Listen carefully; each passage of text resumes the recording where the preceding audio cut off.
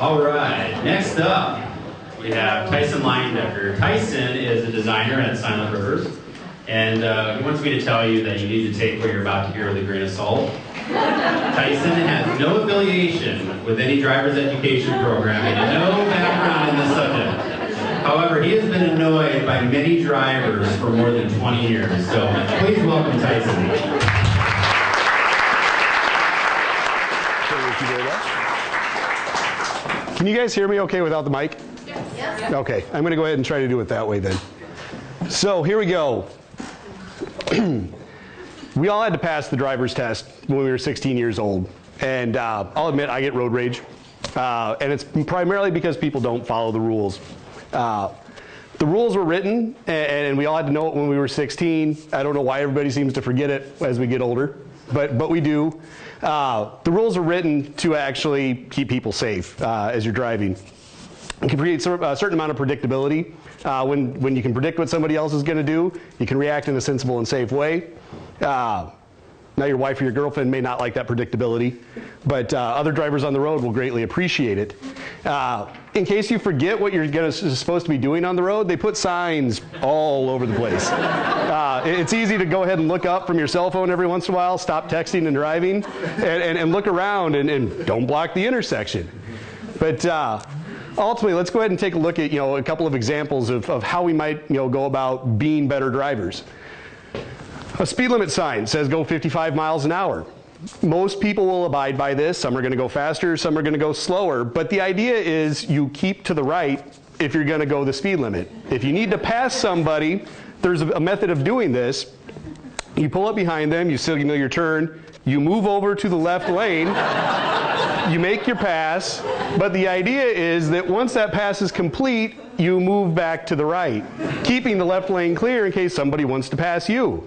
The idea again then is the left lane is for passing, the right lane is for driving. Now it seems to be a pretty hard concept for some people, so I'm going to go ahead and reiterate that when you're in the left lane, you complete your pass, you move back to the right, and get out of the way. So again, let's just repeat. The left lane is for passing, the right lane is for driving. Now that brings up another thing, stoplights. I think we all know green means go, red means stop. Yellow does not mean go very, very fast. It's actually a caution letting you know that that red light is coming, and it gives you time to stop. There's actually an equation that some poor traffic engineer probably spent days calculating to figure out how long you need to stop depending on how fast you're going. So it's simple. Again, it's a safety thing. Everybody can plan ahead that I see the yellow light, I stop, I'm not going to get into an accident in the middle of the intersection.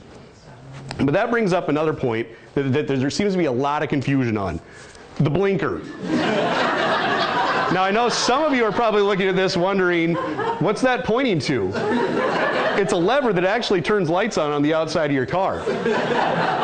You use that whenever you think that you're going to be changing lanes or moving in a different direction.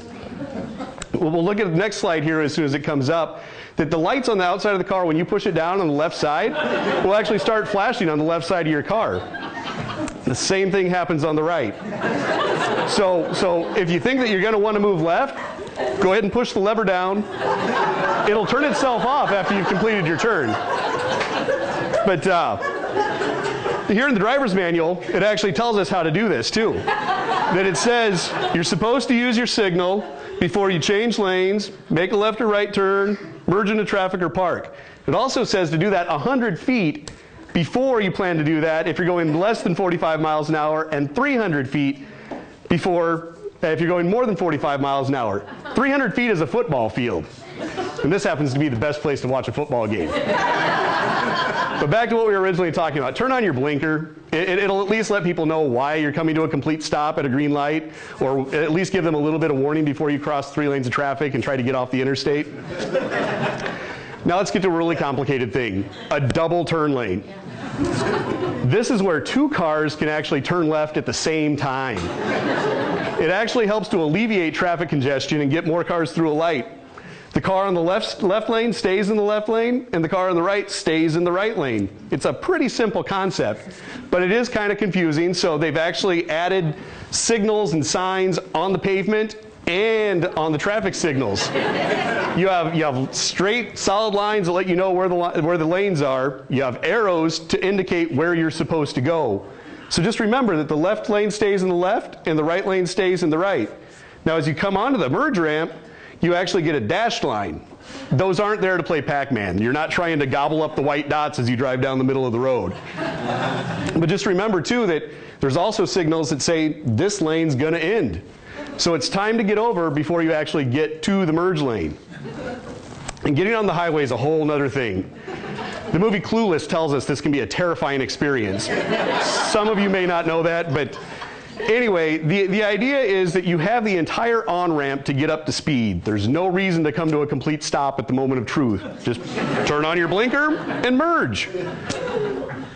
But sometimes there's still some confusion about where am I supposed to actually get over. All these extra white lines, they get so confusing. I'm just supposed to pull right over to the left. If you just stay in your lane, it's wide open. You're going to pass 13 more cars and be closer to your destination. It's not hard, just follow the lines.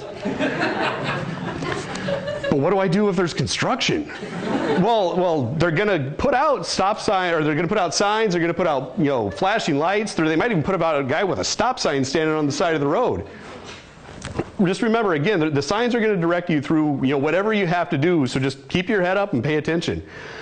There's going to be an illustration that shows you that, they're going to put out 3 signs. Road work ahead. Oh, there's caution. That there's going to be a left lane or a right lane closed. And then there's going to be another reminder about which way you're supposed to go. If you haven't done this by the point that you get to those flashing lights and past that half-mile long line of cars, I'm not going to be the one to let you in. But if we can at least start to do some of this stuff, we're going to eliminate people like this. Just remember what you learned when you were 16. The rules really haven't changed that much, and we can all get along and make the road a much safer place.